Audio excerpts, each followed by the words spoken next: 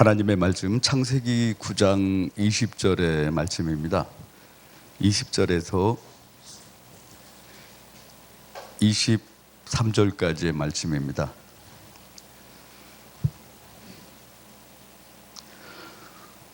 노아가 농업을 시작하여 포도나무를 심었더니 포도주를 마시고 취하여 그 장막 안에서 벗은지라. 가나안의 아비 함이 그 아비의 하체를 보고 밖으로 나가서 두 형제에게 고하매 셈과 야벳이 옷을 취하여 자기들의 어깨에 메고 뒷걸음쳐 들어가서 아비의 하체에 덮었으며 그들이 얼굴을 돌이키고 그 아비의 하체를 보지 아니하였더라. 아멘.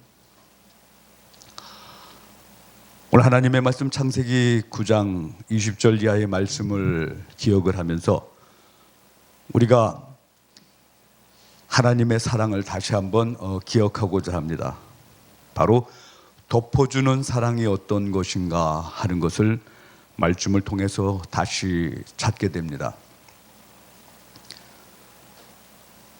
요즘은 마스크를 끼고 다니는 분들이 제법 많아졌습니다. 한 20년 전 혹은 10년 전 그 전에 보면은 마스크를 꼈다 하면 저 사람 뭐 감기 걸렸나 하는 그런 생각을 하게 되는데 지금은 오히려 마스크를 안 하면은 조금 이상한 사람이 아닌가 그렇게 생각을 할 정도입니다. 가정에 가보면은 에어컨만 있는 게 아니고 또 하나 꼭 있어야 될 게 있어요. 바로 공기 정화기입니다. 온갖 기계가 둥그런 게 하나 있어서 그래서 공기를 순환시켜서 공기를 깨끗하게 만드는 그런 일을 하게 됩니다. 한마디로 여가 장치입니다. 공기를 정화시키는. 그만큼 어떻게 보면 우리가 사는 세상이 조건이 안 좋아졌고 더 악해졌는지도 모릅니다. 교회를 기억을 했습니다. 교회가 우리가 쓰고 다니는 마스크와 같이 걸러내는 그런 장치, 그런 일들이 있어야 됩니다. 교회를 기억을 했습니다. 우리가 가정에 두어서 공기를 여가시키는 그 공기 정화기가 있는 것처럼 교회는 이 사회에 공기 정화기가 돼야 됩니다. 오늘 말씀을 통해서 돌이켜보면서 함과 또 야벳과 또 셈의 그 삶의 방법을 통해서 하나님의 사랑이 어떻게 우리에게 실천돼야 되는가 하는 것을 다시 한번 깨닫고자 합니다. 노아가 농업을 시작하여 포도를 심었더니 포도주를 마시고 포도나무를 심었더니 포도주를 마시고 취하여 그 장막 안에서 벌거벗은지라 말씀을 찾았습니다. 어쩌다 보니까 노아가 이제 홍수의 심판이 끝나고 그리고는 포도 농사를 하면서 마음이 풀어졌습니까? 완전히 무장해제를 한 복장을 함이 보게 됩니다. 노아는 아마도 그것을 몰랐을 겁니다. 그래서 취하여 포도주를 마시고 취하여 장막 안에서 벌거벗은지라. 노아는 자기가 벗었는지 입었는지 아마 몰랐을 겁니다. 취해 있기 때문에. 근데 함은 어떻게 됩니까? 함은 그것을 발견을 했고 그리고는 밖으로 나가서 그것을 다 떠들고 다니게 됩니다. 함에게는 그것이 특별한 정보였습니까? 함에게는 그것이 기쁜 소식이었습니까? 온 세상을 휘젓고 다니면서 이야기를 했을 겁니다. 셈과 야벳이 그 이야기를 듣고 그리고는 옷을 취하여 자기들의 어깨에 메고 뒷걸음쳐 들어가서 아비의 하체를 덮었다. 그리고 그들이 얼굴을 돌이키고 아비의 하체를 보지 아니하였다 말씀을 합니다. 여러분, 우리가 이 세상을 살면서 많은 일들을 하게 됩니다. 그러면서 그 속에서 때로는 덮어야 될 것이 있고 때로는 감춰야 될 것이 있습니다. 알려줘야 할 것이 있고 알려서는 안 될 것이 있고 밝혀야 될 것이 있고 밝혀선 안 될 일들이 있게 됩니다. 함은 노아의 술 취한 모습을 보면서 자기 아버지의 취해서 흐트러진 모습을 보면서 그것이 마치 새로운 소식인 것처럼 밖으로 나가서 알렸습니다. 이리저리 소문을 냈습니다. 셈과 야벳은 그 이야기를 듣고 가서 뒷걸음쳐 들어갔더라 말씀을 합니다. 그리고는 아비의 하체를 보지 않고 그리고 어깨에 걸치고 들어간 그 옷으로 인해서 그 하체를 덮어 주었습니다. 여러분, 우리는 어떻게 보면 해야 될 일이 있고 해서는 안 될 일이 있습니다. 그리고 안 해도 될 일을 할 때도 있습니다. 그걸 갖다가 때로는 희생이라고 이야기를 할 수도 있고 봉사라고 이야기를 할 수도 있습니다. 봉사는 해도 되고 안 해도 되는 겁니까? 희생은 해도 돼도 안 해도 되는 겁니까? 희생을 하든지 봉사를 하든지 자기 자신이 뭔가 소모가 돼야 됩니다. 시간이 소모가 되든지 물질이 소모가 되든지, 그래서 자기의 손해가 있어야 희생이든지 봉사든지 할 수가 있습니다. 만약에 자기만을 생각하고 자기의 이익만을 생각한다면은, 자기에게 득이 되는 것만 생각한다면은 봉사든 희생이든 어떤 것도 할 수가 없습니다. 손해를 감수하고라도, 내 인생에 구정물이 뛴다고 할지라도, 내 인생에 검정이 묻는다고 할지라도 그래도 기어코 감당할 수 있는 것이 희생이고 봉사가 아니겠습니까? 우린 가끔 봉사와 노동을 착각을 할 때가 있습니다. 그래서 그 봉사를 하면서 마치 당연히 얘기를 들어야 되고 공치사를 받아야 되고, 노동은 대가를 기다립니다. 그러나 봉사는 대가를 기다리지 않습니다. 왜 그렇습니까? 받으시는 하나님께서 이미 모든 영광을 얻으셨기 때문입니다. 봉사를 통해서 하나님을 기쁘게 해드려야 됩니다. 봉사를 통해서 내가 높아지고 내 이름이 드러나는 것이 아니라 하나님께서 기뻐하셔야 됩니다. 희생을 통해서 자기 희생을 자랑하겠습니까? 쓰여진 것만으로 아름다운 것이 아니겠습니까? 소금이 음식 속에 들어가서 녹습니다. 녹으면서 그 흔적이 없어야 됩니다. 그래야 온전한 맛을 낼 수가 있게 됩니다. 믿는 자들 역시도 마찬가지입니다.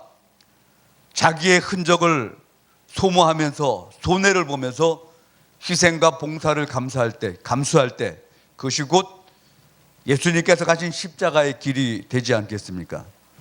누구든지 나를 따르려거든 자기를 부인하고 자기 십자가를 지고 나를 따르라 말씀을 하셨습니다. 우린 주님의 십자가를 감당을 해야 됩니다. 토마스 아켄피스가 그러한 이야기를 했습니다. 십자가를 끌고 가지 마십시오. 십자가를 불편하게 여기지 마십시오. 십자가를 등에 지시되 아주 가까이 지십시오. 그러면은 그 십자가가 마침내 당신을 져 주실 겁니다 라고 고백을 했어요. 여러분, 교회의 모든 일들을 불편하게 알지 마십시오. 내가 손해를 보고 내가 불편을 겪더라도 하나님께서 영광 받으시면 그것이 가장 귀한 일이라는 것을 기억을 해야 됩니다. 사람과 사람 사이에 살다 보면 왜 아픔과 상처가 없겠습니까? 죄를 지은 사람의 속성은 결국은 그 죄의 영향을 받게 됩니다. 찌르기도 하고 찔리기도 하고, 별것 아닌 것이 자신을 내세우기도 하고, 별것 아닌 것으로 인해서 상처를 받기도 하고, 말 한마디가 가슴속에 깊게 남기도 하고, 무심코 내뱉은 말로 상대방의 인생을 무너뜨릴 때도 있을 겁니다. 그러한 것들이 교회에서 사람과 사람 사이의 만남으로 인해서 계속 진행이 되고, 상처가 커지듯이 점점 그 상처가 골마간다면은 얼마나 안타까운 일입니까? 교회는 주님을 배우기 위해서 온 장소입니다. 교회는 주님을 깨닫기 위해서 발걸음을 내디딘 장소입니다. 거기엔 당연히 주님만 얻어야 되고, 거기엔 당연히 주님의 십자가를 져야 되고, 거기엔 당연히 희생과 봉사가 감당이 돼야 됩니다. 소금이 음식에 들어가서 녹을 때 섭섭함이 없듯이 한 알의 밀알이 땅에 떨어져 죽으면 많은 열매를 맺는 것처럼 우리들의 삶이 주님 안에서 늘 그러한 모습을 우리의 신앙 속에 감당을 해야만 됩니다. 여러분 돌이켜 보십시오. 피가 나면서 그 피가 그 속에 여러 가지 성분이 있지만 빨갛게 보이는 적혈구도 있고 그리고 백혈구도 있어요. 그리고 혈소판도 있고 혈청도 있고.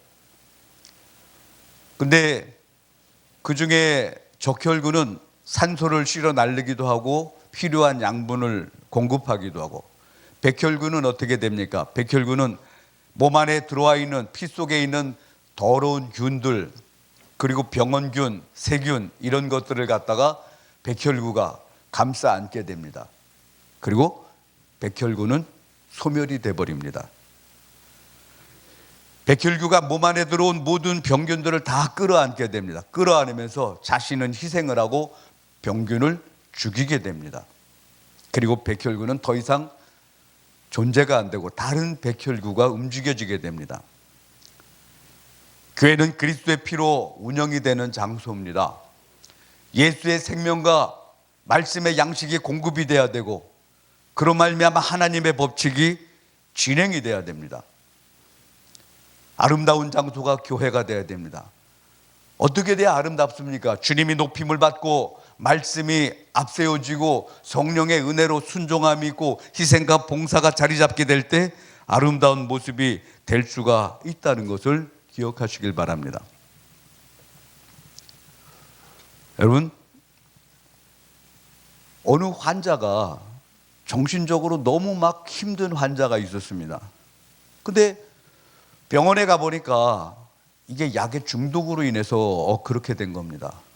그래서 의사가 처방전을 바꾸면서 그렇게 얘기를 했습니다. 이게 새로 만들어진 새로운 약이니까 신개발 약품이니까 아마도 이 병을 능히 다 치료할 겁니다. 그냥 이상현상이 생기든 어쩌든 꾹 참고 3개월만 복용하십시오. 그러면은 모든 병이 다 깨끗해질 겁니다 하고 판단을 전했어요. 진단을 했습니다. 환자가 그 약을 받아가지고 가서 3개월 이후에 다시 의사를 찾아왔습니다. 의사가 묻습니다. 어떻게 약의 효과를 봤습니까? 몸은 어떻습니까? 잠은 잘 주무십니까? 환자가 이야기를 합니다. 잠도 잘 오고요. 너무나도 마음이 편안합니다.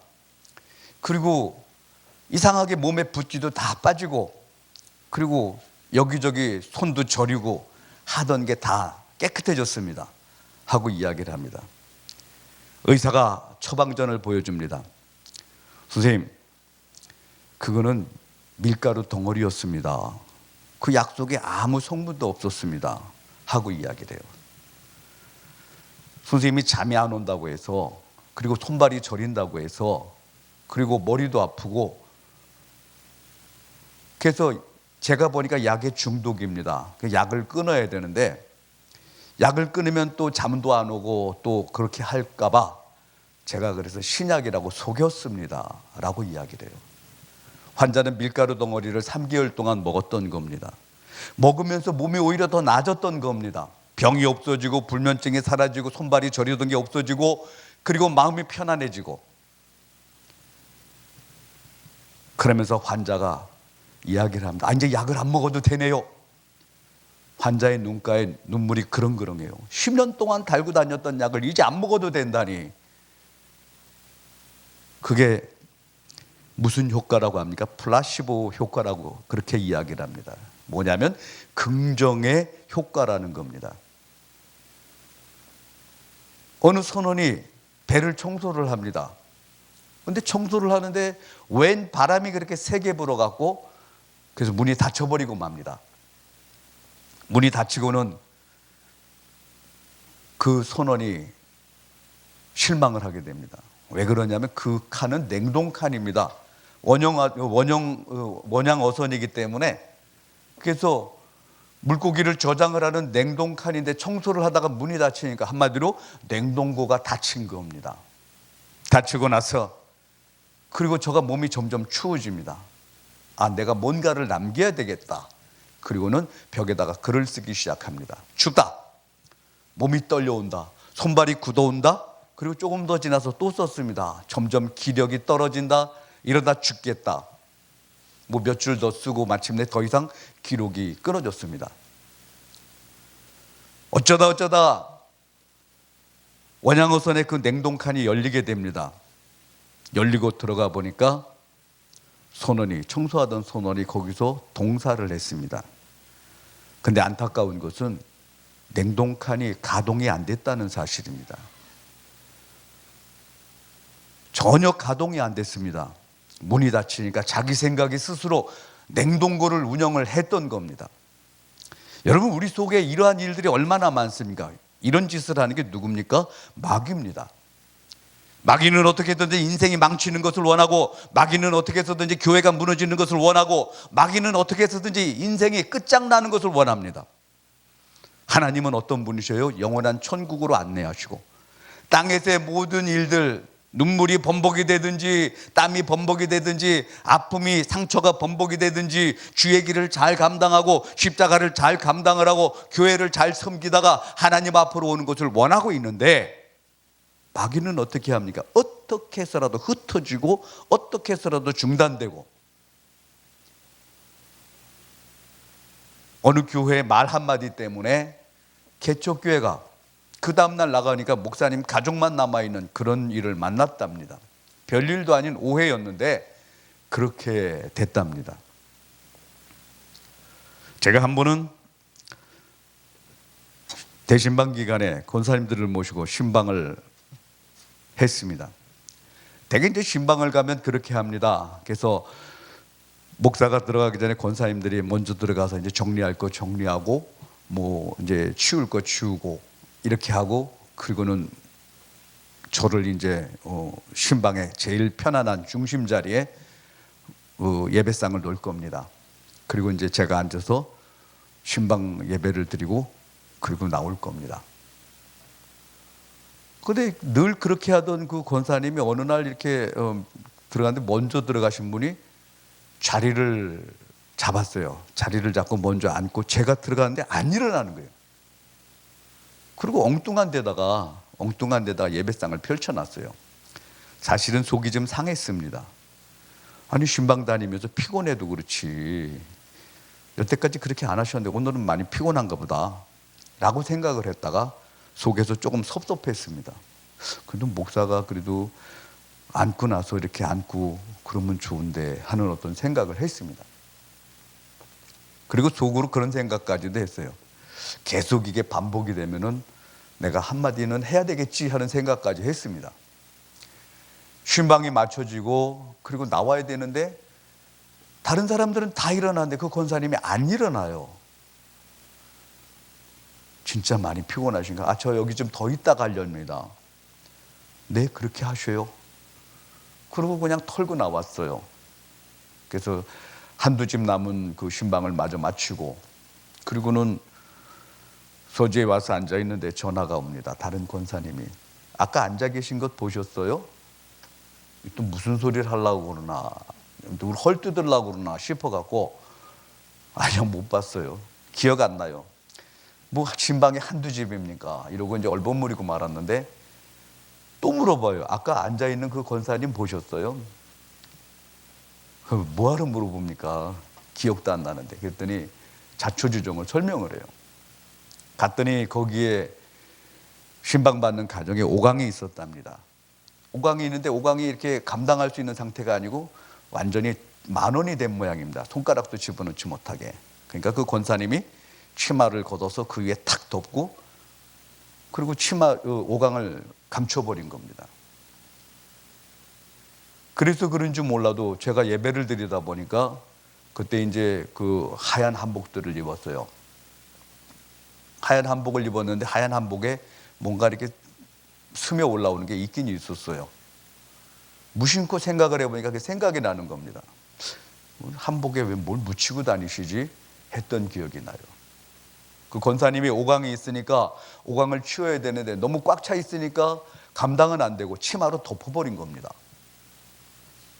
그리고는 일어나질 못했던 거예요. 일어나면 오강이 보이니까 하나님 앞에 얼마나 부끄러워졌던지 모르겠습니다. 정말 그러고 성전에 가서 여러 가지 제 모습을 보면서 주님, 이것밖에 안 됩니다 하고 기도를 했던 기억이 나요. 왜 멀리 보지 못하고, 왜 넓게 보지 못하고, 왜 깊게 보지 못하고, 왜 더 자세하게 보지 못하고 내 생각이 가려서 그렇게 삶을 움직였을까? 여러분, 환경과 형편이 보입니까? 믿음이 없는 사람들은 환경과 형편에 눌려 죽게 됩니다. 자기 스스로 생각을 만들어낼지도 모릅니다. 춥다, 춥다. 그리고는 마침내 얼어 죽게 됩니다. 그건 노시보 효과라고 그래요. 마이너스 효과입니다. 부정적인 효과입니다. 긍정적인 효과는 어떻게 됩니까? 밀가루를 먹어도 병을 고쳐요. 그러나 부정적인 효과는 어떻게 됩니까? 없는 것도 만들어내서 무너뜨리게 됩니다. 오늘 셈과 야벳과 함의 행동을 보면서 우리는 정말 신앙이 어떤 것인가 하는 것을 생각을 합니다. 예배당 안에서만 신앙의 모습을 드러내고 예배당 밖에 나가선 신앙의 모습을 보이지 않는 그런 경우도 많습니다. 한 번은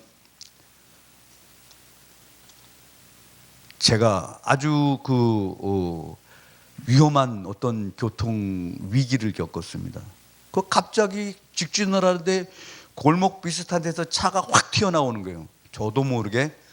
그래서 이건 그냥 가면 안 된다. 반드시 시비를 가려야 된다. 접촉사고는 없었어요. 그래서 아니 그 골목에서 이렇게 나오면 어떻게 합니까? 그래서 그 다음 반응을 기다렸어요. 분명히 뭐라고 얘기를 하면 나는 내가 앉을 것이다 라는 생각을 가졌는데 그분이 갑자기 저보고 목사님 죄송합니다 하는 거예요. 교회 교인이었는지 저를 알고 있는 교인인지는 몰라도 목사님 죄송합니다 하는 이야기를 하는데 제가 얼마나 얼굴이 화끈거리겠습니까? 아무 말도 묻지도 못했어요. 예, 안녕히 가십시오 하고 그냥 얼른 운전대를 잡고 가버렸습니다. 저도 얼마나 부끄러운지 모르겠어요. 그 위기의 순간 조금만 참으면 되는데 참지 못했어요. 이건 당연히 따져야 된다고 생각을 했는데 근데 상대방의 반응이 너무 힘들었던 거예요. 목사님 죄송합니다. 모든 단어가 거기에 다 포함이 된 것 같아요. 네가 목사가 아니냐? 너 왜 여기서 큰 소리 치느냐? 그까짓 거 좀 위험했기로 뭐가 그렇게 위기가 돼서 뭐 하는 여러 가지 소리가 제 귀에 들려왔습니다. 너무나도 부끄러웠습니다. 여러분, 우리는 살면서 예상치 않은 일들을 겪을 때가 너무 많아요. 불편하고 답답하고 안타까운 일을 겪을 때도 많습니다. 그러나 우리가 항상 주님의 말씀 안에서 하나님의 뜻 안에 있는다는 것이 얼마나 중요한 것입니까? 백범 김구의 그 글 중에 그런 글이 있습니다. 아무도 걷지 않은 눈길이라고 해서 함부로 걷지 마라. 뒤에 오는 자의 이정표가 될까 하노라 라고 이야기를 합니다. 그럼 눈길 걸어보셨잖아요. 어떤 길을 밟습니까? 내가 생각하기에 그래도 여기가 지금 피해를 덜 보겠다 하는 그 장소를 택해서 밟게 됩니다. 근데 아무도 걷지 않은 눈길이라고 해서 함부로 걷지 마라 라고 이야기를 합니다. 뒤에 따라오는 사람의 이정표가 될까 하노라. 뒤에 따라오는 사람이 그걸 그대로 밟고 가게 됩니다. 교회는 약속의 장소입니다. 하나님의 은혜가 있는 전통의 장소입니다. 셈과 야벳의 전통은 그대로 전승이 될 겁니다. 함의 전통 역시도 그대로 전승이 될 겁니다. 전해질 겁니다. 노아가 자다가 깨서 그렇게 이야기를 합니다. 술이 깨어 그 작은 아들이 자기에게 행한 일을 알고 이에 가로되 가나안은 저주를 받아 그 형제의 종들의 종이 되기를 원하노라. 그리고 셈과 야벳을 향해서 노아가 그렇게 또 축복을 합니다. 셈의 하나님 여호와를 찬송하리로다. 가나안은 셈의 종이 되고 하나님이 야벳을 창대케 하사 셈의 장막에 거하게 하시고 가나안은 그의 종이 되게 하시기를 원하노라 하였더라. 여러분, 앞으로 나가는 것만이 전부가 아니었던 겁니다. 셈이 선택을 한 것처럼 이 기쁜 소식을 온 세상에 알리는 것만이 전부가 아니었다는 것을 우리가 기억을 해야 됩니다. 모든 일 뒤에는 하나님의 은혜가 기다리고 계셔요. 욥의 고백이 무엇입니까? 나의 가는 길을 오직 그가 아시나니 그가 나를 단련하시네 내가 정금같이 나오리로다 고백을 했습니다. 지금은 아프고, 지금은 쓰리고, 지금은 힘들고, 지금은 억울하고, 지금은 답답할지 몰라도 나의 가는 길을 누가 아십니까? 하나님께서 아셔요. 그가 나를 단련하신 후에 내가 정금같이 나오리라. 욥의 결심이 곧 저와 여러분의 고백이 돼야만 할 겁니다. 십자가를 멀리하지 마십시오. 십자가를 가까이 지십시오. 십자가를 바짝 지십시오. 그러면 마침내 그 십자가가 당신을 져주실 겁니다. 당신의 인생을 져주실 겁니다. 여러분, 앞으로 나가는 것만이 능사가 아니었던 것 같습니다. 제가 성장을 하면서 저희 집 대청에 있었던 그 그림이 생각이 나요. 뭐냐 하면은 두 사람이 있었어요. 한 사람을 등에 업었는데, 근데 등에 업힌 사람이 이렇게 손가락을 앞으로 이렇게 내밀고 있는 그런 그림이에요. 그 밑에 글이 있었던 것이 기억이 납니다. 그대 안진뱅이, 그대 나의 두 눈이 되어주오. 나는 소경, 그대 다리가 되드리이다. 그렇게 기록이 됐던 거예요. 그 그림을 찾으려고 많은 애를 썼는데 아직 못 찾았어요. 그래서 평생 살면서 찾을지 못 찾을지 모르겠는데, 업은 사람은 소경이었고 그리고 업힌 사람은 안진뱅이였던 거예요. 그 안진뱅이가 앞으로 손가락을 이렇게 내딛고 있는 그림이었는데, 그대 나의 두 눈이 되어줘. 나 그대의 다리가 되드리이다. 그래서 소경이 안진뱅이를 업고 가는 그 그림을 지금도 기억을 합니다. 여러분, 교회는 합력해서 선을 이루는 장소가 아니겠습니까? 사람이 사는 곳에 왜 사람 냄새가 없겠습니까? 우리가 이 땅에 상대하는 것은 복음만 상대하는 것이 아니라 믿지 않는 불신자들도 상대하게 됩니다. 때로는 교회 안에서 겪는 그 아픔과 상처보다도 복음을 전파하면서 겪어지는 것이 더 아프고 답답할지도 몰라요. 어떤 대가나 어떤 보상에 연결을 한다면 인생이 억울하기가 그지없습니다. 내가 너를 위해서 어떻게 했는데, 내가 교회를 위해서 어떻게 했는데 나를 이렇게 대접을 하다니. 얼마든지 그런 일도 생길 수도 있습니다. 여러분, 셈과 야벳의 마음을 품고 가야 됩니다. 덮어주는 사랑이 있어야 됩니다. 함은 어떻게 됩니까? 마치 뉴스거리가 된 듯이 그걸 가지고 온 세상 다니면서 그렇게 이야기를 하지 않습니까? 우리는 하나님의 뜻대로 살 때 하나님의 역사하심을 누리게 됩니다. 우리는 말씀대로 살 때 말씀의 혜택을 누리게 됩니다. 하나님의 뜻과 말씀보다 내 생각, 사람의 생각, 환경, 형편이 앞선다면은 하나님의 역사는 일어날 이유가 없습니다. 환경보다 크신 하나님, 형편보다 크신 하나님, 나보다 내 앞길을 잘 하시는 하나님, 그 하나님 앞에 우리의 삶을 맡길 때 하나님의 역사하심이 있게 됩니다. 여러분, 신앙이라는 것은 약속으로 사는 겁니다. 그 약속을 깨트리려고 마귀는 얼마든지 반대의 조건들을 들이댈 때가 많습니다. 상처받게 만들고, 병들게 만들고, 낙심하게 만들고, 실망하게 만들고. 그래서 결국은 어떻게 됩니까? 마귀가 승리를 하면 천국으로 가는 자가 줄어들 것이고, 그래서 자기의 자식들을 많이 만들게 됩니다. 함부로 분노하지 마십시오. 함부로 판단하지 마십시오. 함부로 실망하지 마십시오. 멋대로 낙심하지 마십시오. 하나님은 한 번도 당신을 향해서 그 얼굴을 외면하신 적이 없습니다. 하나님은 한 번도 저와 여러분의 삶을 붙드시고 포기하신 적이 없다는 것을 기억하시길 바랍니다.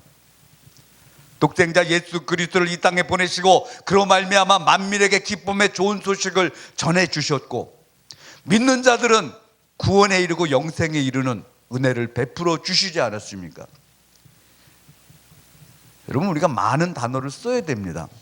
돈 드는 일 아니니까 할렐루야, 아멘 많이 써야 됩니다.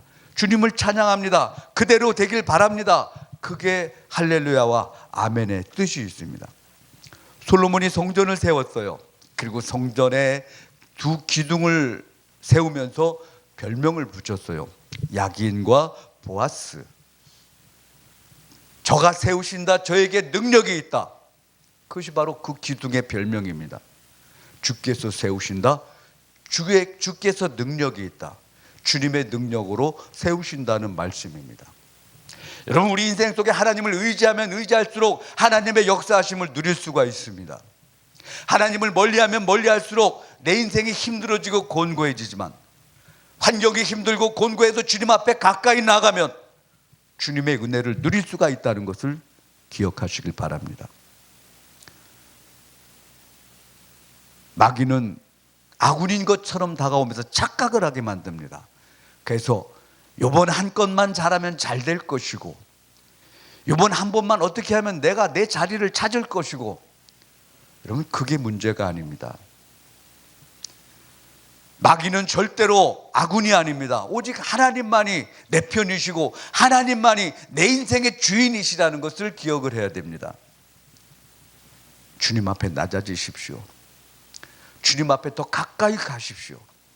힘들고 아프고 답답할수록 주님께 가까이 나아가시는 저와 여러분의 삶이 돼서 주님의 사랑을 실천해야만 됩니다. 여러분, 멍들고 상처받은 세상이 아닙니까? 누군가는 백혈구와 같이 끌어안고 죽을지언정 아픔을 덮어주고 감싸야 됩니다. 교회는 사람이 있는 곳입니다.